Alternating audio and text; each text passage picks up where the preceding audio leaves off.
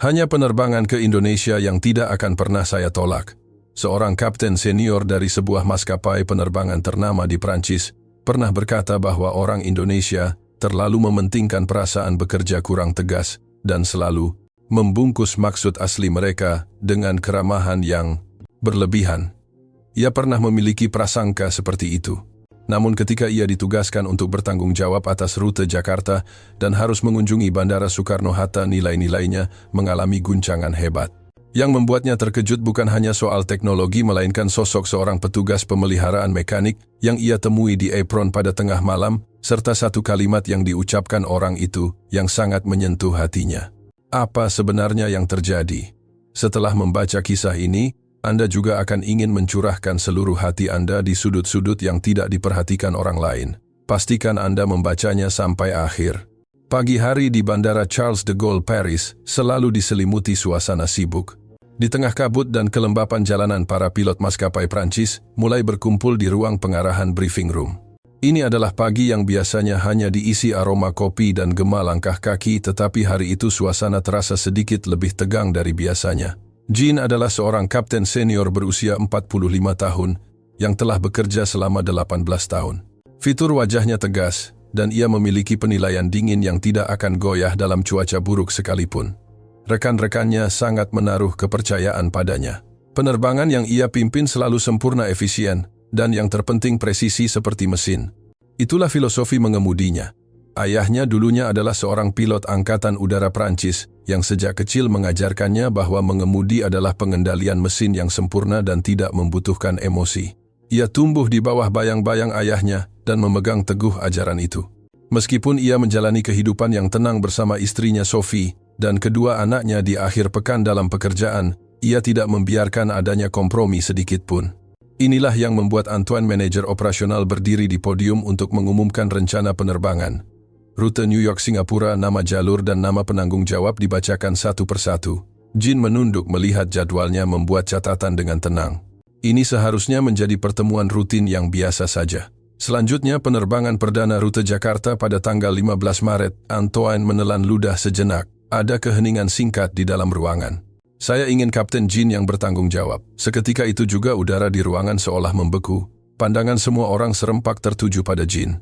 Itu bukan tatapan selamat melainkan sebuah tanda simpati dan suasana yang sulit diungkapkan dengan kata-kata. Mark yang duduk di sampingnya menghela napas pendek.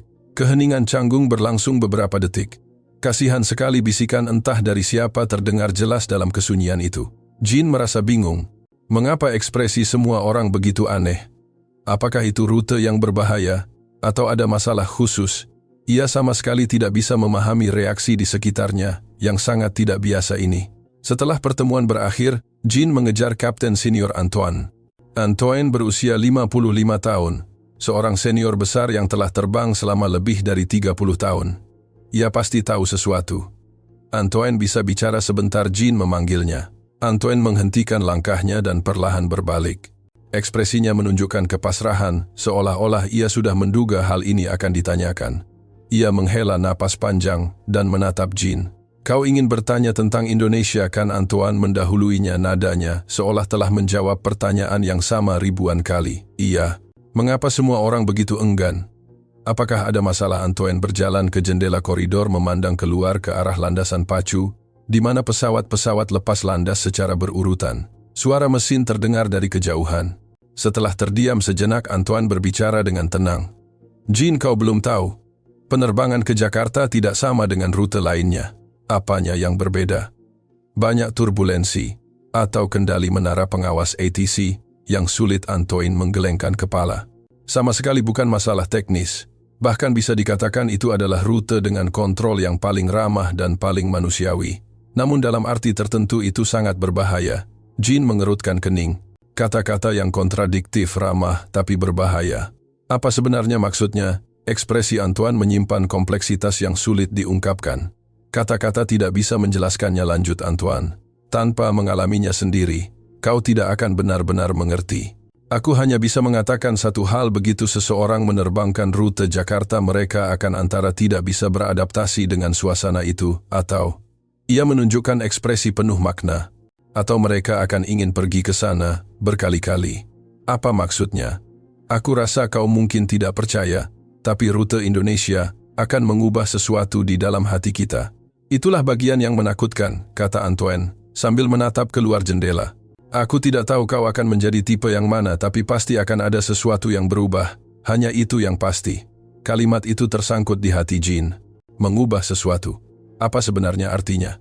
Bukan teknik, bukan kontrol, melainkan faktor lain yang tidak bisa dibayangkan Jean. Malam itu di rumah, ia membuka laptop dan mulai mencari informasi tentang Indonesia. Evaluasi Bandara Soekarno-Hatta, kontrol lalu lintas udara Indonesia, karakteristik orang Indonesia. Di layar muncul serangkaian kata, ramah, gotong royong, sopan, santun, rasa kekeluargaan yang kental. Namun di dalam hati Jean muncul emosi lain. Dari ruang tamu terdengar suara Sophie yang sedang membereskan makan malam. Jean menatap layar dan menghela napas pelan. Sophie, kau ada waktu? Ada apa? Ada masalah? Sophie melongokkan kepalanya dari dapur. Bulan depan aku harus pergi ke Jakarta. Wah, bukankah itu bagus? Ku dengar Indonesia adalah tempat yang penuh semangat dan makanannya sangat terkenal. Jean menunjukkan ekspresi sedikit pahit. Sejujurnya aku tidak terlalu ingin pergi. Orang Indonesia terlalu mementingkan hubungan antar manusia, bekerja kurang rasional. Sedikit-sedikit merasa tidak enak semuanya demi menjaga keharmonisan dan perasaan orang lain. Antusiasme yang berlebihan itu malah membuat orang merasa tidak profesional. Sophie sedikit terkejut tapi tidak mengatakan apa-apa. Jean melanjutkan, ku dengar mereka menempatkan perasaan di atas aturan. Tidakkah kau pikir itu adalah musuh dari efisiensi? Jika saja mereka bisa berpikir lebih rasional seperti kita orang Prancis, itu akan lebih baik. Tapi memiliki rasa kemanusiaan bukanlah hal yang buruk, kan, kata Sophie lembut. Keramahan dan ketidakprofesionalan adalah dua hal yang berbeda. Jean menatap layar dan menjawab, mencampur adukan emosi ke dalam pekerjaan hanya akan mengaburkan batasan. Itulah budaya yang tidak biasa bagiku. Bagi Jean, Indonesia adalah negara yang sulit dipahami. Mengapa harus begitu peduli dengan perasaan orang lain? Mengapa memprioritaskan hubungan daripada logika absolut? Bagi Jean yang tumbuh dalam rasionalitas gaya Prancis, keramahan timur ini hanyalah bentuk dari kurangnya efisiensi. Seiring mendekatnya hari keberangkatan, rasa penasaran dan kegelisahan di hatinya semakin kuat. Reaksi aneh rekan-rekannya, kata-kata penuh makna dari Antoine, serta prasangkanya sendiri terhadap Indonesia, semuanya berjalin menjadi satu menciptakan kecemasan yang luar biasa. Pagi hari keberangkatan, Jean merapikan seragamnya di depan cermin. Lencana yang terpasang sempurna, rambut yang rapi. Ini adalah dirinya yang biasa. Menatap bayangannya sendiri, Jean menarik napas dalam-dalam. Cukup terbang seperti biasa, ia memperingatkan dirinya sendiri sebelum menuju bandara. Sebelum naik ke pesawat, kopilot Mark berjalan mendekat dengan raut wajah tegang. Mark adalah kopilot hebat berusia sekitar 35 tahun, mitra terpercaya yang telah sering terbang bersama Jean. Kapten, persiapan sudah siap, kata Mark. Suaranya menyiratkan ketegangan halus. Tidak apa-apa, Mark. Lakukan saja seperti biasa, jawab Jean tenang, meskipun ia menyadari suaranya sendiri sedikit kaku. Penerbangan berjalan lancar melewati Eropa Barat, melewati wilayah udara Timur Tengah, dan kemudian benua Asia. Selama waktu penerbangan yang panjang, Jean berulang kali memikirkan tentang Indonesia. Apa yang akan ia lihat di negara kepulauan itu? Dan perubahan apa yang dimaksud Antoine? Akhirnya mereka memasuki wilayah informasi penerbangan Vir Jakarta. Pada saat itulah Jean merasakan keanehan pertama. Itu bukan masalah teknis, melainkan sesuatu yang sulit dijelaskan, seperti udara di sekitar. Air France 3116 di sini, Jakarta approach. Selamat siang, silakan pertahankan ketinggian 12.000 kaki. Suara petugas kontrol itu sangat hangat. Memang jelas dan ringkas, tetapi yang paling mengejutkan adalah nada suaranya. Tidak mekanis, tidak terlalu santai, melainkan seperti tetangga lama yang sudah akrab sedang menyapa Anda. Ada rasa aman yang luar biasa. Ini jelas berbeda dengan kontrol di negara lain. Diterima, pertahankan 12.000 Air France 316, jawab Jean. Kemudian terdengar instruksi untuk pesawat lain, Garuda Indonesia, Citylink, Lion Air. Yang mengejutkan adalah semua pesawat dipandu dengan keselarasan yang sempurna.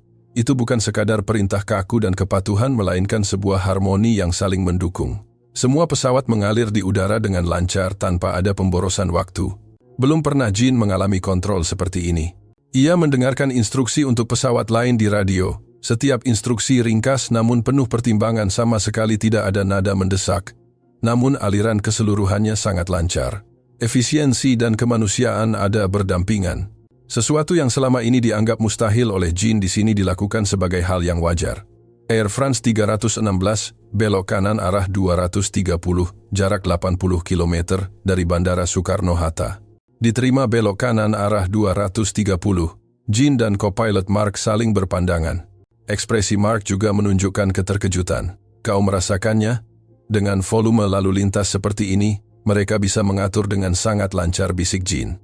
Sangat menakjubkan, Kapten. Rasanya seperti semua orang sudah seperti keluarga yang memiliki kesepahaman, jawab Mark. Rasanya semua pesawat saling menjaga satu sama lain. Deskripsi itu sangat tepat, bukan kekacauan, melainkan keharmonisan. Bukan persaingan, melainkan menjaga seluruh langit seolah-olah seluruh armada dioperasikan oleh satu keluarga besar. Memulai pendekatan terakhir ke Bandara Soekarno-Hatta. Biasanya ini adalah waktu yang paling menegangkan, tetapi suara kontrol memberikan rasa aman yang aneh. Tidak ada kegelisahan, tidak ada kejengkelan, dan tidak ada kedinginan mekanis. Hanya ada kepercayaan diri yang tenang dan perhatian terhadap pihak lain. Air France 36 diizinkan mendarat landasan pacu 25L. Angin dari barat laut, selamat datang di Indonesia. Diizinkan mendarat landasan 25L Air France 316. Pesawat menyentuh landasan dengan mulus. Pendaratan yang sempurna. Saat ban menyentuh tanah, Jean diselimuti perasaan aneh. Secara teknis seharusnya sama dengan bandara lain, tapi mengapa terasa begitu nyaman? Ada rasa mantap yang luar biasa, seolah-olah sedang pulang ke rumah. Setelah beralih ke kontrol darat, rasanya tetap sama. Petunjuk arah menuju apron dilakukan tanpa pemborosan, namun tidak membuat orang merasa diburu-buru. Setiap instruksi mengandung kepedulian terhadap pesawat. Air France 316, silakan menuju Terminal 3 Parking Stand, G52. Terima kasih atas kerja kerasnya. Selamat beristirahat. Kalimat terakhir itu mengejutkan Jean. Terima kasih atas kerja kerasnya. Dalam komunikasi profesional terselip kehangatan manusiawi. Ini bukan sekadar basa-basi sosial, melainkan mengandung ketulusan hati yang menghargai usaha orang lain. Pesawat tiba di posisi parkir, mesin dimatikan. Jean melepas headset komunikasi dan melihat keluar jendela. Para petugas pemandu darat sudah berada di posisi mereka. Melihat gerakan mereka, Jean menarik napas pendek, terlalu selaras. Setiap gerakan mengalir alami tanpa kelebihan tenaga. Tapi itu bukan kerapian yang kaku seperti robot, melainkan penuh dengan vitalitas manusia. Setiap gerakan, setiap orang memiliki niat, memiliki perhatian, dan juga kepercayaan diri. Mark, lihatlah keluar, kata Jean. Ada apa? Gerakan para pemandu itu sangat lancar, seolah-olah mereka adalah teman lama yang sudah bekerja sama bertahun-tahun. Mark juga melihat keluar jendela dan menghela napas ringan. Benar sekali, dan setiap orang terlihat sangat bersemangat, sama sekali tidak ada tanda-tanda kelelahan. Tepat sekali. Tidak terburu-buru, tidak menunda-nunda, semuanya dilakukan pada waktu dan ritme yang tepat. Apakah ini cara kerja orang Indonesia? Sebuah pertanyaan kecil mulai tumbuh di hati Jean. Setelah turun dari pesawat, staf darat tidak memberikan bungkukan badan yang berlebihan, melainkan memberikan anggukan tulus dan senyuman yang cerah. Interaksi alami itu membuat Jean menghentikan langkahnya. Entah mengapa ia bisa merasakan sambutan yang datang dari hati. Tidak ada sekat hierarki yang kaku. Selamat datang di Jakarta, Kapten. Terima kasih atas tugasnya, kata seorang staf dengan bahasa Inggris yang fasih, matanya penuh ketulusan. Terima kasih, jawab Jean. Ia terkejut menyadari bahwa dalam kata-katanya sendiri juga terkandung kelembutan yang belum pernah ada sebelumnya. Memasuki terminal bandara, di sana juga ada kejutan. Bersih, terang, dan gerakan orang-orang yang penuh vitalitas. Tidak ada yang berlari, tapi tidak ada yang terlambat. Semuanya penuh energi dan mengalir dengan pasti. Udara dipenuhi dengan suasana yang hangat dan ramah. Keesokan harinya, Jean mendapat kesempatan untuk mengunjungi Pusat Manajemen Operasi Bandara Soekarno-Hatta. Ini adalah bagian dari program pertukaran antara maskapai Prancis dan otoritas penerbangan Indonesia. Begitu memasuki pusat manajemen, Jean langsung terpukau. Layar raksasa menampilkan pesawat yang tak terhitung jumlahnya. Para petugas kontrol menatap layar-layar itu, memandu pesawat seperti mengarahkan anggota keluarga pulang ke rumah. Namun yang paling berkesan adalah ekspresi mereka. Ada ketegangan tapi tidak ada kegelisahan. Fokus namun juga santai. Sesekali terlihat pertukaran pandangan penuh pengertian antar rekan kerja.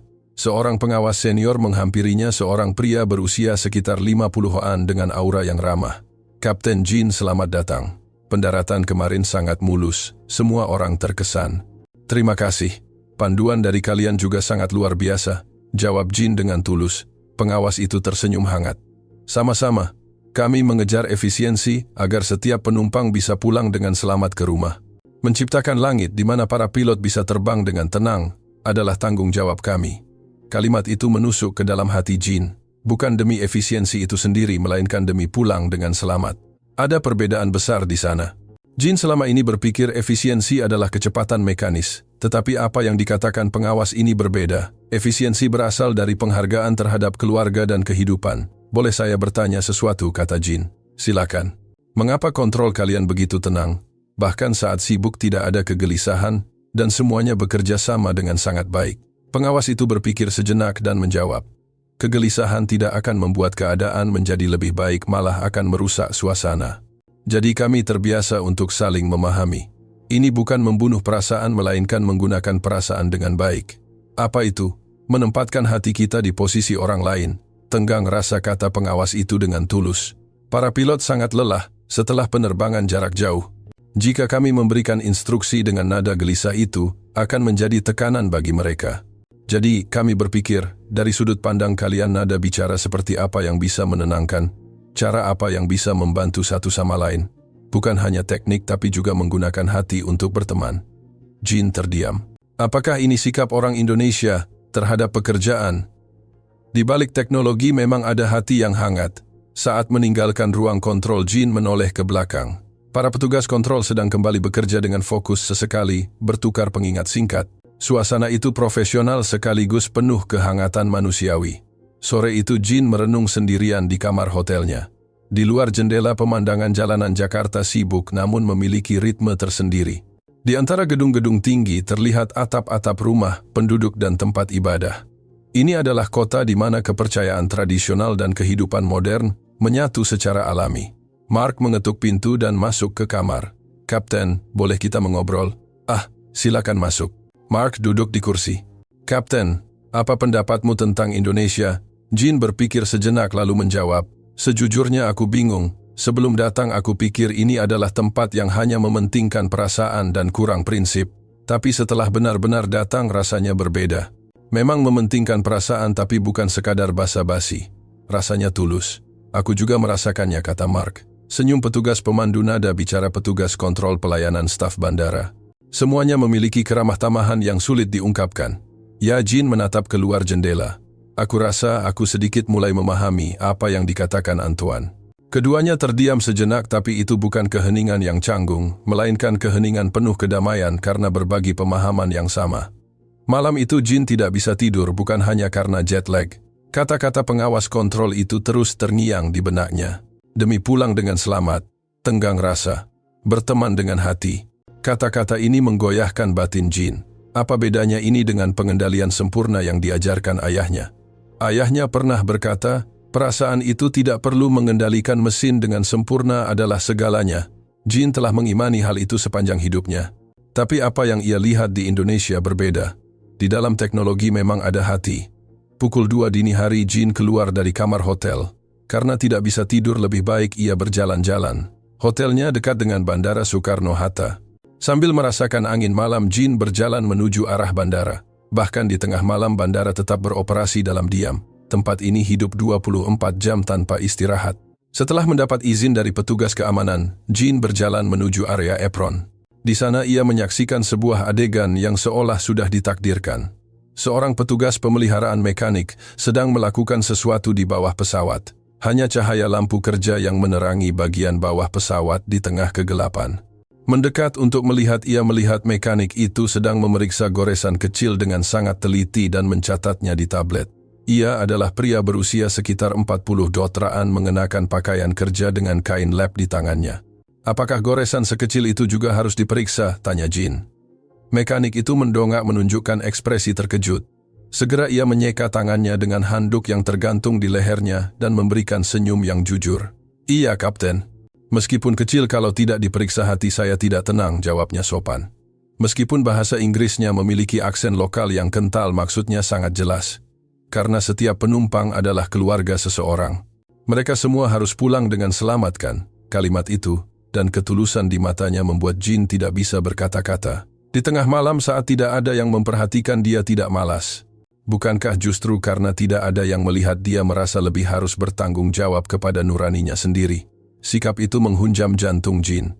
Sudah berapa tahun kau bekerja di bidang ini, tanya Jin. Sudah 20 tahun, mekanik itu tersenyum malu-malu. Setiap hari melakukan hal yang sama, tapi selama memikirkan semua orang bisa pergi dengan selamat dan pulang dengan bahagia, saya tidak berani sembrono, pulang dengan selamat. Kalimat itu bergema dalam. Bagi Jin, pekerjaan adalah tugas yang harus diselesaikan sempurna, efisien, akurat. Tapi bagi pria ini, pekerjaan adalah penjagaan sebuah janji kepada orang asing. Maaf sebelumnya, apakah Anda seorang kapten, tanya si mekanik. Iya, saya kapten dari Air France. Mekanik itu mengangguk ramah dan mengulurkan tangannya yang kasar. Terima kasih telah membawa semua orang dengan selamat. Kami yang di bagian logistik paling mengagumi kalian yang terbang di langit. Jin menjabat tangan itu, merasa dadanya menghangat. Pria ini merasa bangga dengan pekerjaannya, tapi itu bukan kebanggaan yang sombong, melainkan bersumber dari rasa tanggung jawab dan niat baik. Akulah yang seharusnya berterima kasih pada kalian. Karena adanya nurani kalian kami bisa terbang dengan tenang, kata Jin tulus. Keduanya mengobrol sejenak. Jin mendengar bahwa mekanik itu namanya Pak Agus memiliki seorang putri di SMA yang ingin bekerja di bidang penerbangan juga kelak. Pak Agus berkata, ia mengajarkan putrinya pentingnya pekerjaan ini. Bekerjalah sesuai nurani. Meskipun tidak ada yang melihat, Tuhan melihat dan hati kita sendiri juga melihat. Itulah dasar menjadi manusia. Kalimat itu terukir dalam di hati Jin. Meskipun tidak ada yang melihat, nurani tetap melihat. Mungkin inilah sikap orang Indonesia terhadap pekerjaan. Berjalan di apron petugas pemeliharaan lainnya, juga bekerja dalam diam. Tidak ada yang terburu-buru tapi tidak ada yang malas. Sesekali mereka saling berseru untuk menghangatkan suasana yang harmonis. Ada yang menyeka jendela pesawat, ada yang memeriksa ban. Setiap orang berada di posisinya, masing-masing menyelesaikan tugas dengan penuh tanggung jawab. Jin menghentikan langkahnya menatap pemandangan ini. Mungkin inilah kesempurnaan sejati. Bukan presisi yang dingin melainkan ketelitian yang hangat. Di balik teknologi memang ada hati manusia. Apakah ini yang dimaksud Antoine sebagai bahaya, gumam Jin pada diri sendiri? Kesempurnaan yang ia imani selama ini adalah presisi mekanis yang membuang emosi demi efisiensi. Itulah filosofi mengemudi yang diajarkan ayahnya. Tapi kesempurnaan yang ada di sini berbeda. Kesempurnaan yang lahir dari memikirkan orang lain. Kesempurnaan yang penuh kemanusiaan. Ia menyadari perbedaan ini, dan sekali ia menyadarinya, ia tidak akan pernah bisa kembali seperti dulu. Inilah bahaya yang dimaksud Antoine, nilai-nilaimu akan berubah. Menyadari bahwa apa yang selama ini dianggap benar ternyata tidak lengkap. Goncangan semacam itu memang sangat mengesankan. Dalam perjalanan kembali ke hotel, Jin menengadah menatap langit malam Jakarta. Lampu yang tak terhitung jumlahnya menerangi kegelapan. Di balik setiap lampu itu ada kehidupan orang-orang, dan setiap orang di antaranya mungkin seperti Pak Agus, menjalani hidup dengan tulus. Keesokan harinya sesuatu yang tak terduga terjadi saat persiapan penerbangan kembali. Terjadi kesalahan dalam pemuatan makanan pesawat catering. Laporan mengatakan jumlahnya kurang. Biasanya ini adalah situasi yang memicu kemarahan. Keberangkatan bisa tertunda dan akan merepotkan penumpang. Namun respon staf Indonesia berbeda. Penanggung jawab segera datang dengan wajah penuh permohonan maaf yang tulus, menyatukan kedua tangan di depan dada sambil membungkuk kecil. Benar-benar kesalahan kami mohon maaf sebesar-besarnya. Yang mengejutkan adalah mereka tidak hanya menunggu instruksi dengan kata-kata, melainkan menunjukkan fleksibilitas yang luar biasa. Hanya dalam waktu 15 menit, mereka tidak hanya mendatangkan makanan pengganti, tetapi juga menyiapkan beberapa camilan khas Indonesia, seperti kue lapis dan kacang, sebagai kompensasi tambahan. Selama proses itu, staf tidak saling lempar tanggung jawab, melainkan fokus pada cara tercepat dan terbaik untuk menyelesaikan masalah.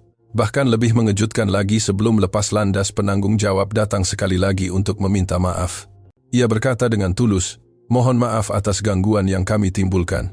Kami sudah mengordinasikan semuanya agar tidak menunda waktu lepas landas. Semoga penerbangan hari ini lancar dan selamat.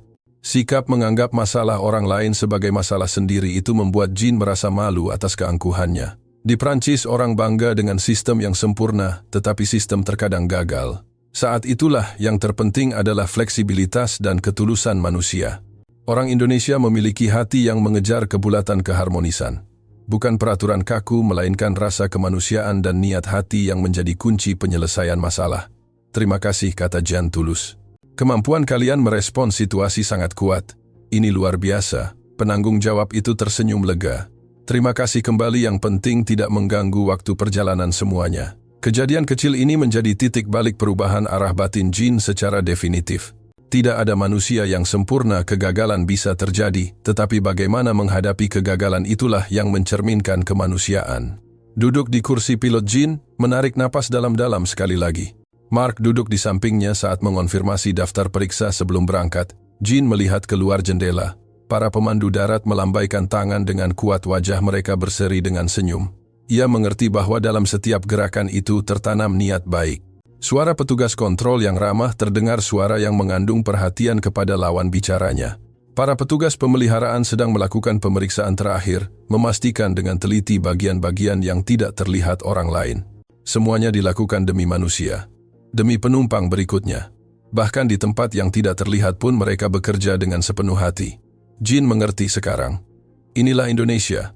Mark, kata Jin. Ya Kapten, tempat ini sungguh hangat ya. Mark menunjukkan ekspresi sedikit terkejut. Jarang sekali mendengar Kapten berkata begitu. Jin tersenyum. Sebelum datang aku salah paham, tapi setelah benar-benar melihat, bersentuhan dan berbincang, aku baru mengerti. Bukan hanya di permukaan, di sini ada rasa kemanusiaan. Air France 316, silakan konfirmasi persiapan lepas landas. Suara petugas kontrol terdengar. Persiapan selesai Air France 316, jawab Jin.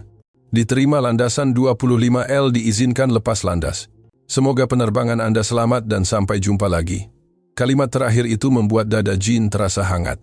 Semoga selamat itu bukan sekadar kalimat standar, di dalamnya terkandung doa tulus yang mengharapkan keselamatan mereka. Diterima, terima kasih. Suara Jin mengandung kehangatan yang belum pernah ada sebelumnya. Pesawat perlahan bergerak. Di taxiway menuju landasan, Jin masih memandang Bandara Soekarno-Hatta yang diterangi lampu-lampu terang. Bandara itu terlihat sibuk sekaligus penuh kehidupan. Memasuki landasan, mesin menderu penuh, pesawat berakselerasi dan akhirnya mengudara. Pemandangan Jakarta dan sekitarnya terhampar di bawah mata. Cahaya yang tak terhitung jumlahnya seperti bima sakti di atas tanah yang berkelap-kelip. Sampai jumpa lagi Jakarta, ucap Jin dalam hati. Aku akan kembali. Pesawat menambah ketinggian, menembus awan dan langit berbintang muncul di depan mata. Jin memegang tuas kendali, diliputi oleh rasa puas yang luar biasa. Ada sesuatu yang berubah, benar-benar berubah. Bukan hanya teknik tapi juga hati. Bukan hanya efisiensi tapi juga kehangatan. Definisi kesempurnaan telah berubah secara fundamental. Kapten, apa yang sedang kau pikirkan? Sesuatu yang baru, tanya Mark. Jawab Jin. Aku memikirkan hal-hal yang kupelajari di Indonesia. Teknik hanya akan sempurna jika digabungkan dengan hati yang memikirkan orang lain. Prinsip sederhana seperti itu, tapi aku sempat melupakannya. Mark mengangguk dalam diam. Aku juga merasakannya. Beberapa hari ini aku merasakan banyak hal. Keduanya melanjutkan penerbangan dalam diam, tetapi keheningan itu penuh dengan pemahaman dan resonansi. Dalam penerbangan panjang itu, Jin berulang kali teringat kejadian di Indonesia. Suara petugas kontrol yang seperti teman, senyum jujur Pak Agus, respons fleksibel, si penanggung jawab catering, lambaian tangan petugas pemandu yang penuh semangat. Segalanya terhubung pada satu kebenaran. Pekerjaan bukan hanya untuk diselesaikan, tetapi untuk dilakukan dengan hati. Teknik bukan sekadar keterampilan, melainkan berdampingan dengan rasa kemanusiaan. Kesempurnaan bukan benda mati yang dingin, melainkan bersumber dari nurani dan kehangatan. Begitu menyadari kebenaran ini, seseorang tidak bisa kembali menjadi dirinya yang lama. Inilah bahaya yang dimaksud Antoine. Tapi sekaligus, ini adalah hadiah terbaik. Kembali ke Paris, sikap Jin di kursi pilot berubah. Itu bukan perubahan drastis, melainkan perubahan yang tenang namun pasti. Percakapannya dengan kopilot Mark menjadi lebih sopan, tanggapannya terhadap kontrol juga penuh rasa hormat. Yang pertama menyadari hal ini adalah Mark sendiri. Dalam suatu penerbangan, Mark membuat kesalahan kecil, salah memasukkan pengaturan ketinggian. Meskipun segera diperbaiki, jika dulu ia pasti akan menerima teguran keras. Namun Jin justru berkata dengan tenang, "Tidak apa-apa Mark, siapapun bisa membuat kesalahan. Yang penting adalah segera menyadari dan memperbaikinya." Mark menatap Jin dengan heran. Kapten yang selalu mengejar kesempurnaan kaku ternyata bisa mengucapkan kata-kata selembut itu. Beberapa hari kemudian, karena cuaca buruk, mereka harus melakukan prosedur go around batal mendarat. Kabut menyelimuti bandara, pandangan memburuk. Pendekatan pertama diputuskan untuk berputar di udara menunggu instruksi. Dulu ia pasti akan merasa gelisah. Sekarang berbeda. Mark, jangan terburu-buru. Keselamatan penumpang adalah prioritas utama. Jean menilai dengan tenang. Semua orang ingin pulang dengan selamat, kita tunggu dengan sabar sampai cuaca membaik. 30 menit kemudian cuaca membaik, pendekatan kedua berhasil mendarat dengan sempurna. Tepuk tangan terdengar di kabin. Penumpang merasa senang bisa tiba dengan selamat. Kapten, sepertinya ada sesuatu pada dirimu yang berubah, kata Mark kagum. Jean tersenyum tenang. Aku mempelajarinya di Indonesia. Teknik harus selaras dengan rasa kemanusiaan agar bisa sempurna. Di Indonesia, Jean menatap keluar jendela. Orang-orang di sana mencurahkan hati ke dalam pekerjaan mereka. Meskipun tidak ada yang melihat, mereka tidak mencurangi pekerjaan mereka. Itu bukan formalitas, melainkan karena mereka benar-benar menganggap orang lain sebagai bagian dari diri mereka sendiri. Mark mengangguk dalam diam.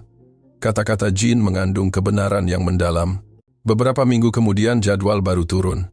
Jean membalik halaman mencari satu kata tertentu. Detak jantungnya sedikit bertambah cepat. Ketika menemukannya, ia tidak sadar tersenyum.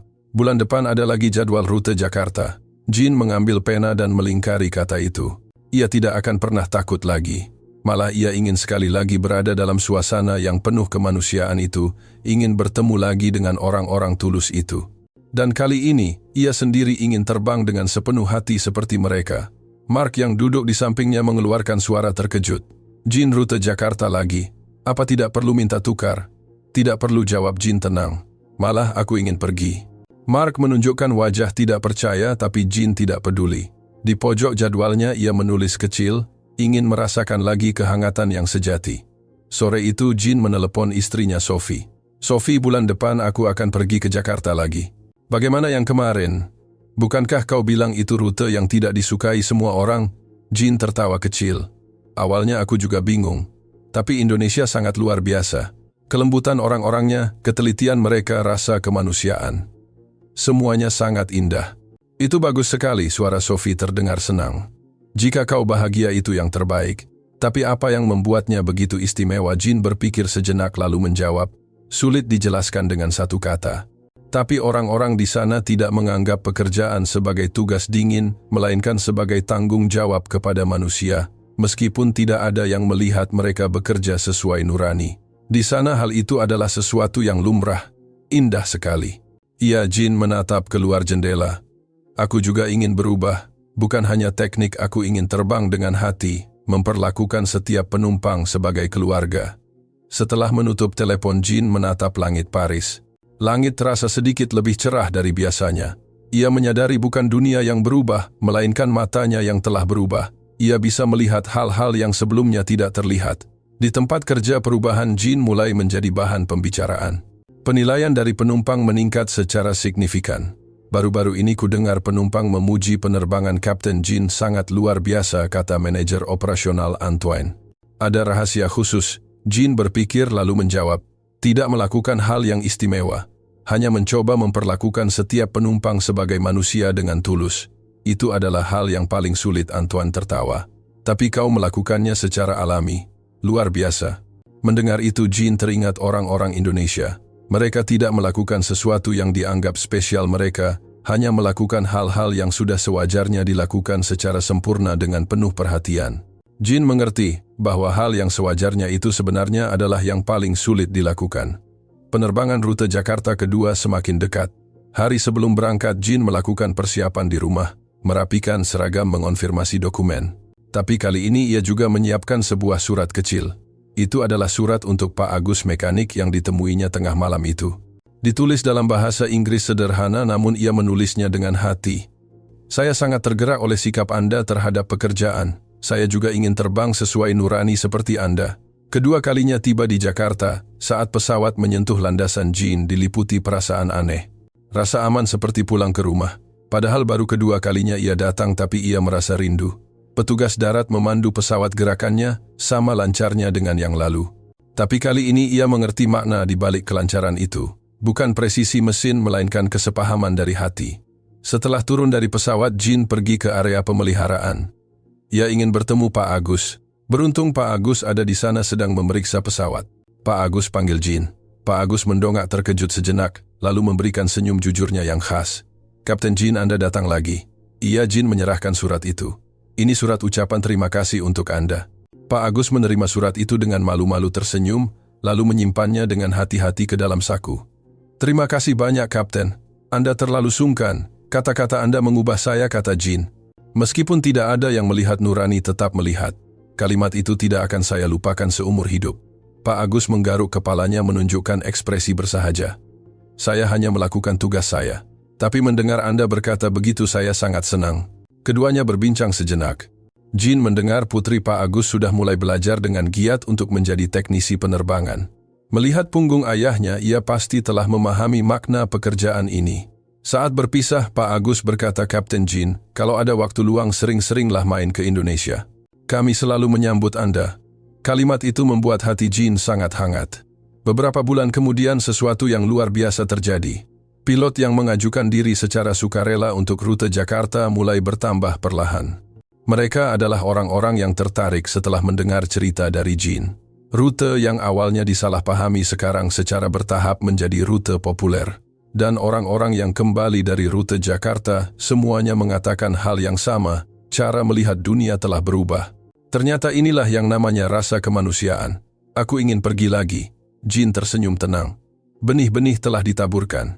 Dari satu orang menjadi dua, dari dua menjadi empat. Kelembutan dan kebaikan memang menyebar seperti itu. Bahaya yang dikatakan Antoine ternyata adalah hadiah yang paling indah. Suatu hari Jin menemukan sesuatu yang jatuh di lantai bandara. Itu adalah sebuah dompet kecil. Dulu ia mungkin hanya akan melewatinya. Tapi sekarang berbeda.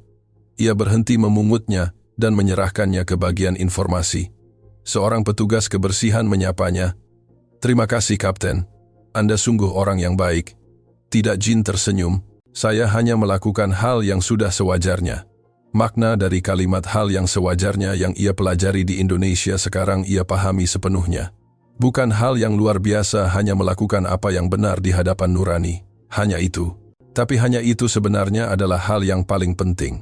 Suatu hari di musim dingin, keluarga Jin berkumpul mengelilingi meja makan. Istrinya Sophie, putra berusia 15 tahun, dan putri berusia 12 tahun. Meja makan yang hangat. Papa belakangan ini jadi lebih lembut ya, kata putrinya. Jin tertawa. Memangnya dulu papa menakutkan? Dulu kalau ada sesuatu yang tidak sempurna sedikit saja papa pasti marah, kata putranya. Sophie tersenyum.